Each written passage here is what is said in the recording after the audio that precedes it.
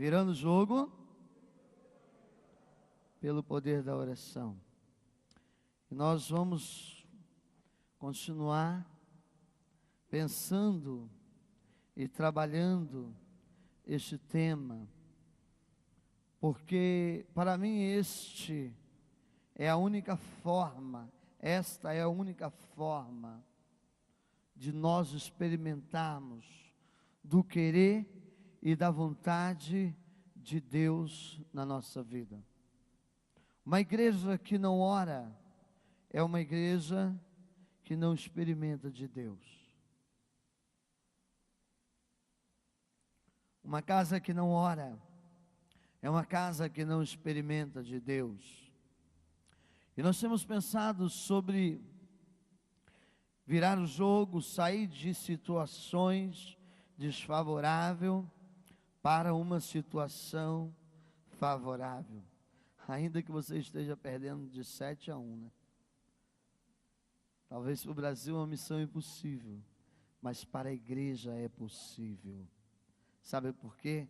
Que na igreja do Senhor Jesus, o jogo não é virado pela nossa força, o jogo não é mudado pela nossa estratégia, mas é pela estratégia de Deus na nossa vida. Irmãos, os grandes avivamentos, os grandes acontecimentos da história cristã se iniciaram quando homens começaram a orar. Como Martinho Lutero, como grandes homens da história missionária começaram a se prostrar diante de Deus, grandes avivamentos começaram a acontecer no meio da igreja. Irmãos, e a oração que eu tenho conversado nesses dias, não é uma oração parte de uma religião. O que é uma oração parte de uma religião? É uma oração que faz parte de uma liturgia de culto. A oração que eu estou falando não é uma oração que eu faço porque eu sou convocado a fazer pelo aquele que está à frente ministrando. Mas a oração que faz com que as coisas tomem novos rumos nas nossas vidas, é uma oração que surge do meu relacionamento direto com Deus. É uma oração que nasce da minha intimidade com Deus, da minha proximidade com Deus. A oração que produz efeito é uma oração desprendida, é uma oração desprendida de qualquer modelo, de qualquer cerimônia. Porque quando nós falamos de modelo, às vezes tem muitas pessoas que gostam de fazer aquela oração, né, toda desenhada, aquela oração que parece que é mais um estudo da Bíblia do que uma própria oração. O cara cita lá inúmeros textos, mas a oração que eu estou falando é uma oração que nasce da simplicidade de um coração quebrantado diante de Deus. Meu irmão, só experimenta disso quem tem vida com Deus. Só experimenta disso quem tem ousadia diante de Deus, ainda que os dias sejam maus, ainda que os problemas surjam, ainda que as coisas não caminhem do jeito que eu quero. A oração precisa ser parte do meu viver diário com Deus. Antes de nós lermos o texto, eu tenho olhado para alguns homens da Bíblia e alguns exemplos. E Davi, no momento da sua vida em que ele tinha feito uma grande besteira, uma grande atrapalhada, um homem de Deus, a Bíblia diz que Davi era um homem segundo o coração de Deus, mas teve um momento da vida de Davi, que ele perdeu a direção. Ele permitiu que fosse enganado pelos seus olhos. E ele colocou os olhos em uma mulher chamada Batseba. Uma mulher que fez com que ele perdesse a direção da sua vida. E ali a Bíblia diz que Davi cometeu um pecado terrível, porque ele desejou tanto aquela mulher a ponto de matar o seu próprio marido. E no Salmo 60, Davi olha para Deus e, com o coração quebrantado diante de Deus, com o coração arrebentado do seu pecado, do seu erro, Davi faz uma oração de confissão ao Senhor. Davi se prostra diante do Senhor. E uma das falas de Davi nessa oração chama a minha atenção. Porque Davi diz: Senhor, se eu pudesse, eu daria tudo para que o Senhor pudesse me perdoar. Se eu pudesse, eu oferecia ofertas ao Senhor. Se eu pudesse, eu me prostraria e ofereceria todos os holocaustos ao Senhor. Mas eu sei que o que o Senhor quer é um coração quebrantado. Deixa eu dizer uma coisa para você.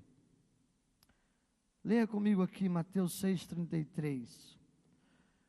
Mas buscai primeiro o reino de Deus e a sua justiça, e todas essas coisas vos serão o quê?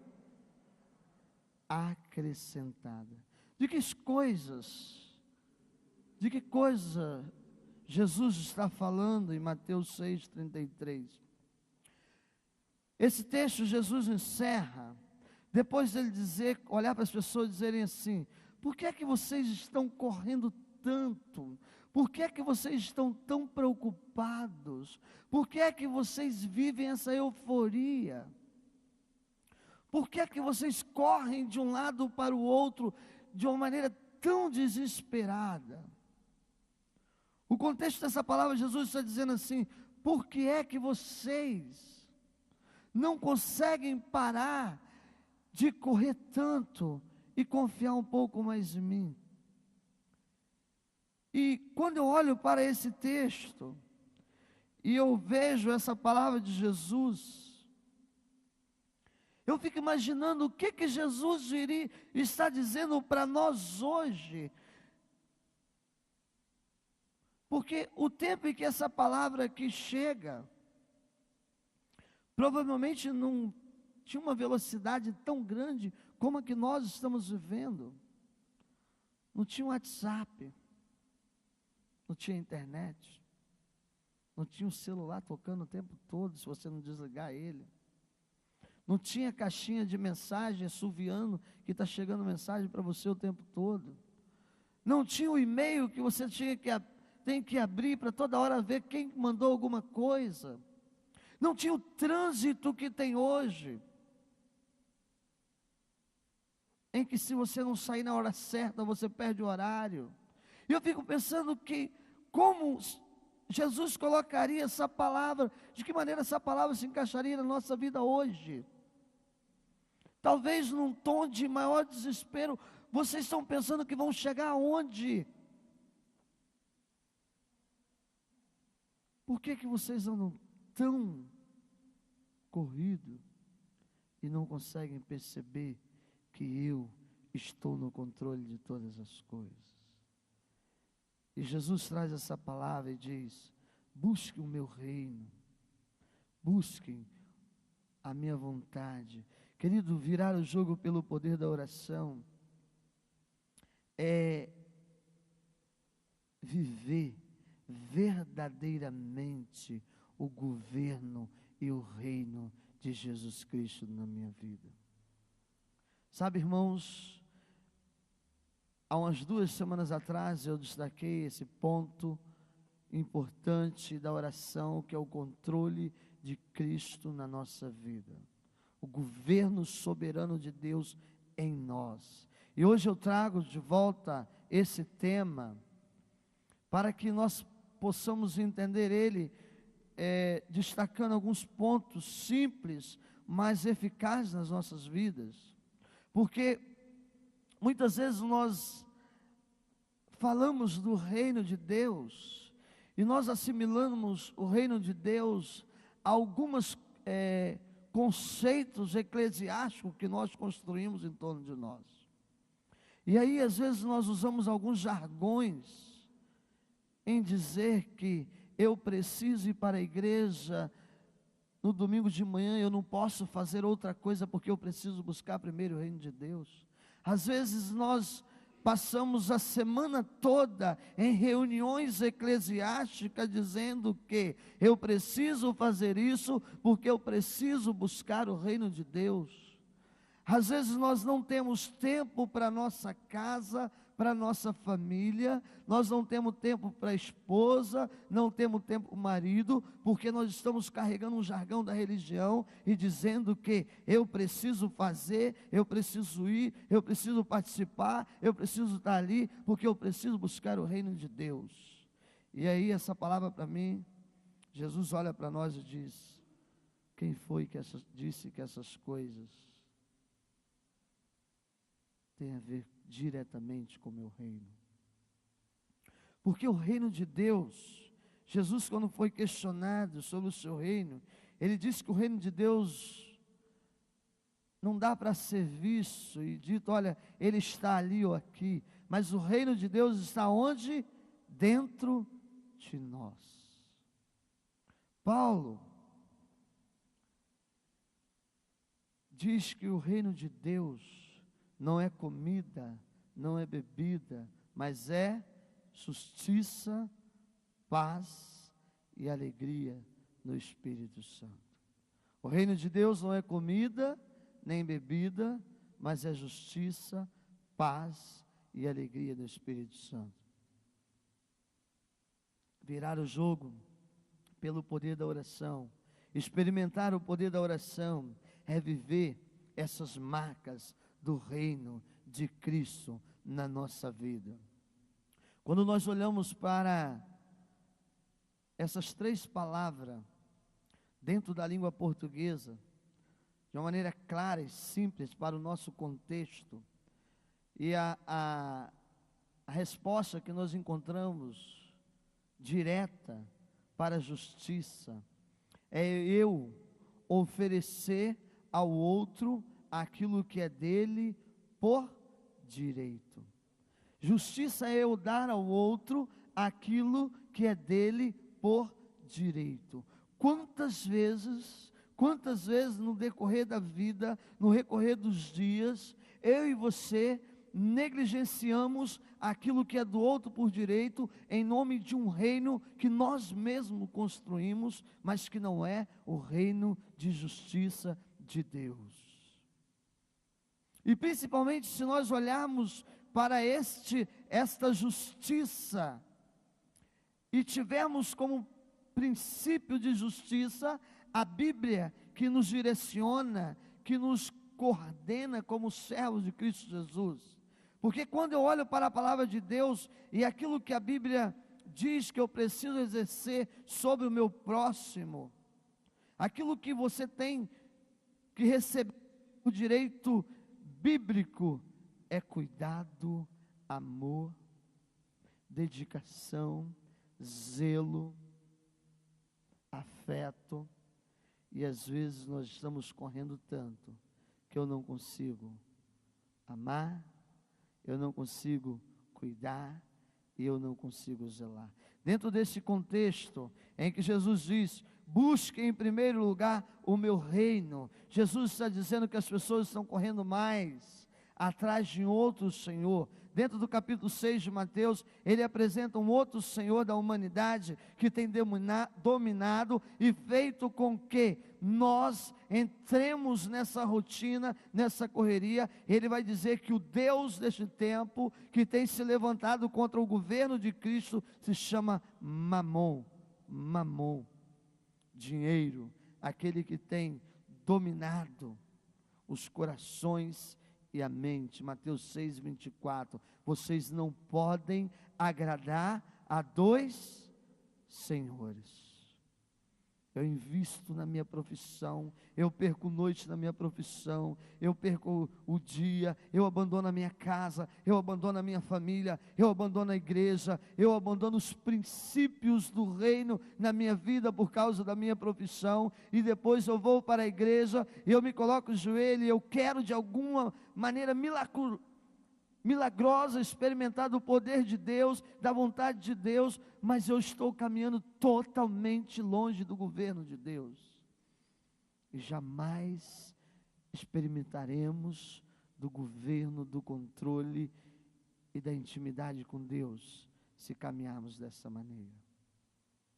O reino de Jesus Cristo é justiça, é experimentar, é oferecer para o outro aquilo que é dele por direito. Quantas são as mulheres que chegam diante de um gabinete e dizem: pastor, meu marido não tem tempo mais para olhar para mim, nem para conversar com os seus filhos, nem mais nada para a sua família, porque ele se entregou a um outro Deus, chamado trabalho, profissão, e as pessoas estão... O único momento que ela tem como crente é o domingo pela manhã, em que ela decidiu na sua agenda que ela vai para um culto, e ali ela senta, doida que acaba a hora para terminar o trabalho que ficou em casa. Experimentar esse reino é viver a justiça, de dar ao outro aquilo que é dele por direito, e a paz. O reino de Deus é justiça, paz e alegria. Na nossa língua portuguesa, paz é viver a ausência de conflitos entre pessoas. Queridos, presta atenção. Paz é a ausência de conflito entre pessoas. Sabe o que nós mais temos gerenciado dentro das igrejas? Conflito entre pessoas.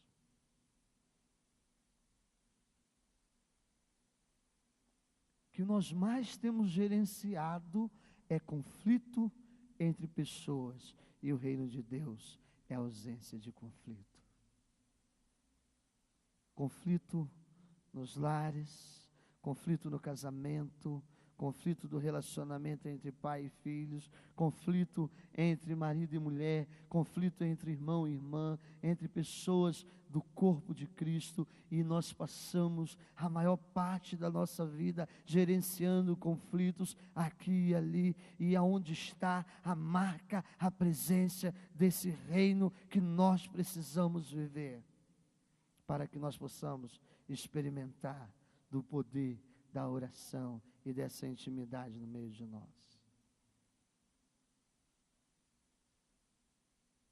O reino de Deus é justiça, paz e alegria. Justiça, paz e alegria. Paz é ausência de conflito, ausência de guerra no meio de nós. Alegria é qualidade daquele que tem prazer de viver.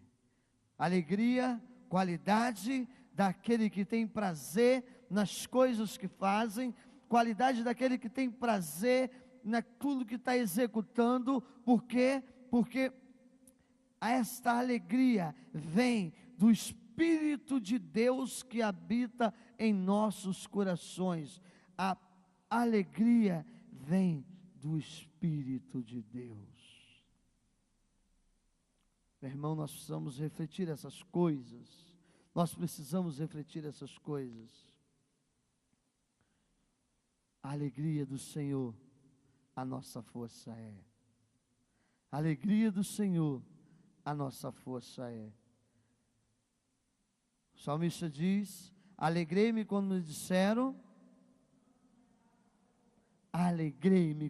disseram, vamos à casa do Senhor.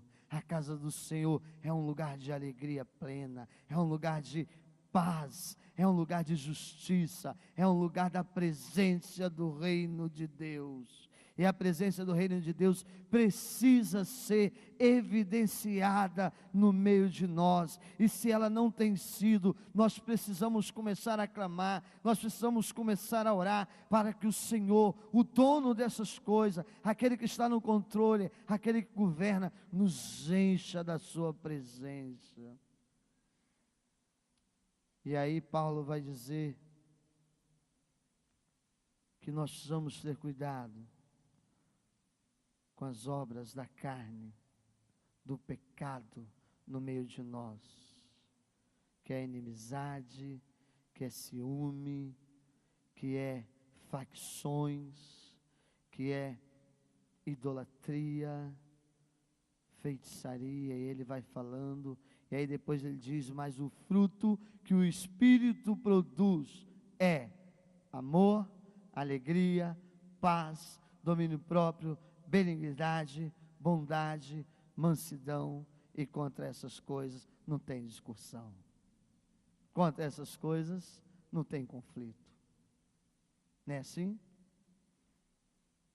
Dá para brigar com alguém que está bem, que está em amor, que está em alegria, que está em constante relacionamento com Deus. Alguém aqui já brigou com alguém porque percebeu demais a presença de Deus na vida dele? Eu nunca vi isso. Você pode até se incomodar, porque aonde a luz, a treva bate em retirada. Queridos, nós precisamos clamar ao Senhor para que essa presença do Espírito nele evidencie o reino dele no meio de nós. E aí sim, nós experimentaremos do poder da oração que nasce de uma vida de relacionamento e intimidade com Deus. E aí, irmãos, deixa eu dizer a última coisa.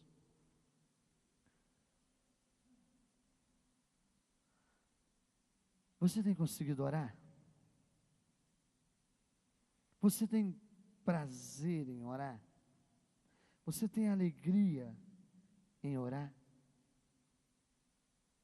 Você gosta quando o pastor chega aqui e diz: irmãos, vamos orar? Aí canta uma música, o pastor diz de novo: vamos orar? E aí ele diz de novo: vamos orar? Eu estava lendo um livro de um grande pastor, eu não me lembro o nome dele, é um nome muito complicado, ele é chileno, um nome bem diferente, não me lembro agora, e ele dizia uma coisa, ele descobriu na igreja dele, que o melhor momento do culto poderia ser oração.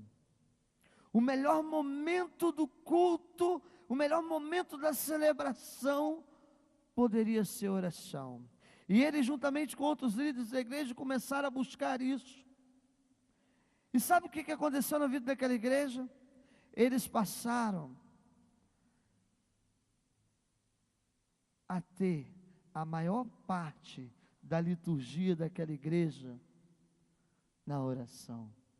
Eles descobriram que orar é melhor do que cantar. Eles descobriram que orar é melhor do que só ouvir. Porque quando nós oramos, nós estamos diante da santidade, da presença de Deus. E eles começaram a investir tempo em oração. E sabe o que aconteceu? Vidas começaram a ser salvas. Vidas começaram a ser salvas, vidas começaram a se quebrantar. Aonde havia pecado, o Senhor começou a mostrar, e as pessoas começaram a experimentar verdadeiramente da presença de Deus.